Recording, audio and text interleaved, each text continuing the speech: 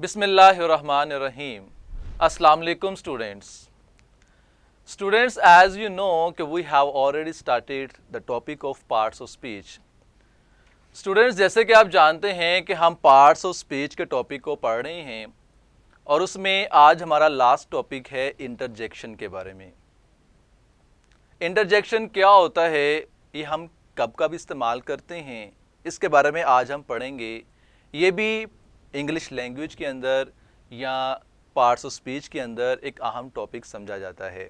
ये कुछ अल्फाज हैं जो हम खुशी या गमी के मौका पर बोलते हैं। तो हम अपने इंटरजेक्शन के टॉपिक को स्टार्ट करते हैं। टॉपिक है इंटरजेक्शन यानी कि हरफ़े फिजाइया। अब ये क्या होता है, डेफिनेशन पढ़ते हैं। An interjection is a word which indicates a strong or sudden emotion. Interjections are often used to express surprise, excitement और shock. यानी कि ये कुछ अल्फाज होते हैं जो कि आपकी फीलिंग्स के रिलेटेड होते हैं, आपके इमोशंस के रिलेटेड होते हैं। वो अल्फाज जो आप खुशी के अंदर बोल देते हैं, वो अल्फाज जो कि अफसोस के अंदर, शौक के अंदर, परेशानी के अंदर आपके मुंह से बेसाख्ता निकल जाते हैं, वो अल्फाज इंटरजेक्शन के अंदर इंक्लूड किए जाते हैं। नंबर 1 पे कहता है इंटरजेक्शन ऑफ हैप्पीनेस, कि खुशी के अंदर हम कौन कौन से अल्फाज बोलते हैं इंटरजेक्शन से रिलेटेड। तो वो अल्फाज हैं हुर्रा, आहा, आह। इंटरजेक्शंस ऑफ सोरोस में कौन से अल्फाज होते हैं, यानी कि जो हम गमी के अंदर या परेशानी के अंदर जो अल्फाज हमारे मुंह से निकलते हैं, जैसे कि अल्लास, अफसोस, ओह। इंटरजेक्शंस फॉर एग्रीमेंट, यानी कि किसी को अप्रिशिएट करने के लिए, किसी को दाद देने के लिए कौन कौन से अल्फाज इस्तेमाल किए जाते हैं, जैसे कि ब्रावो और well done. Interjections for surprise, कि वो अल्फाज जो कि हैरत को जाहिर करते हैं, हैरानगी को जाहिर करते हैं, जैसे कि वंडरफुल, इसी तरह से watch, hey. Interjection for attention, तवज्जो लेने के लिए, किसी को मुखातिब करने के लिए कौन कौन से अल्फाज बोले जाते हैं, जैसे कि लुक, हे, हेलो। इसी तरह से इंटरजेक्शन फॉर हेजिटेशन, हिचकिचाहट जाहिर करने के लिए, जब आप बात कर रहे हो, आप हेजिटेट हो रहे हो, तो आप कौन कौन से अल्फाज बोल सकते हैं, जैसे कि ओह,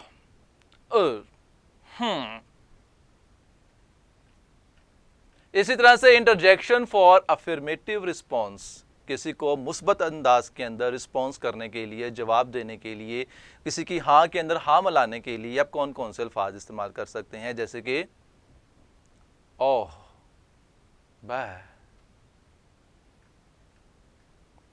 एक्सप्रेशंस फॉर पेन, जब कोई परेशानी, कोई तकलीफ, कोई मुसीबत आती है तो कौन कौन से अल्फाज बोले जा सकते हैं, जैसे कि ouch, oh. Interjections are underlined in sentences below, नीचे हमें कुछ सेंटेंसेस दिए गए हैं और उनमें जो इंटरजेक्शंस हैं उनको अंडरलाइन किया गया है। वो कौन कौन से अल्फाज हैं, उनको कैसे जुमलों के अंदर इस्तेमाल करते हैं, इसकी हम छोटी सी प्रैक्टिस करते हैं। फर्स्ट सेंटेंस है ouch, this soup is hot. Second है oops, the plate broke. Hooray, we won the game. Wow, Ali hit the ball. Alas, I cannot go with you. Shh, I heard something. Oh, now I understand what to do. Oh, what beautiful flowers those are. Hello, Ali, how are you today? What a beautiful painting. तो यहाँ पर आप देख सकते हैं कि जो words underline किए गए हैं वो हमारे इंटरजेक्शंस कहलाते हैं।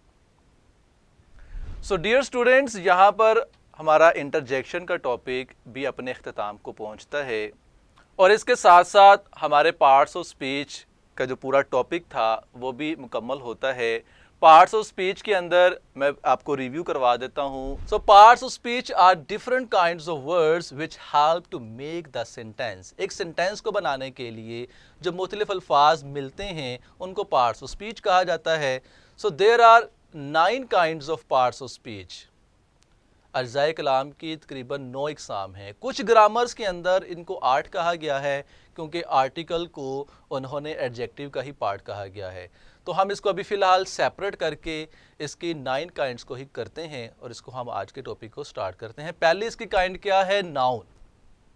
دوسری کائنڈ ہے pronoun. The third one is verb and the fourth one is adjective. Number 5th is adverb. Number 6 is preposition. Number 7 is conjunction. Number 8 is interjection. یہ 8 kinds تو تمام گرامرز نے ہی لکھی ہیں اور جو 9th والا پارٹ ہے آرٹیکل، ان کو کچھ گرامرز نے ایڈجیکٹیو کا پارٹ کہا ہے، کچھ نے اس کو سیپریٹ ایک پارٹ آف سپیچ کنسیڈر کیا ہے. تو لہٰذا ابھی ہم اس کو سیپریٹ ہی رکھتے ہیں. تو یہاں پر میں اپنی بات ریپیٹ کرتا ہوں کہ جو انگلش لینگویج میں جتنے بھی الفاظ ہیں وہ انہی 8 یا 9 پارٹس آف سپیچ جو ہمارے پاس موجود ہیں وہ انہی کا حصہ ہوتے ہیں. اگر آپ ان کی ڈیفینیشنز کو، ان کی جو پہچان ہے، اس کے بارے میں اپنے کانسیپٹس کو کلیئر کر لیں تو سمجھ لیں کہ آپ نے انگلش لینگویج کا 20% جو پورشن ہے وہ آپ نے کور کر لیا. تو اسی کے ساتھ میں امید کرتا ہوں کہ آپ نے اس کو اچھی طرح سے سنا ہوگا اور سمجھا بھی ہوگا، دین آپ نے اس کی اپلیکیشن بھی کی ہوگی. ٹھیک ہے، کیونکہ کہا جاتا ہے کہ نالج صرف کنسیپٹ کلیئر کرنے کا نام نہیں ہے بلکہ نالج اپلیکیشن کا نام ہے، کہ آپ اپنے نالج کو اپلیکیشن کے صورت میں کس طرح سے لے کر آتے ہیں. اپنے نیکسٹ ویڈیو کے لیے مجھے اجازت دیجیے. اللہ حافظ.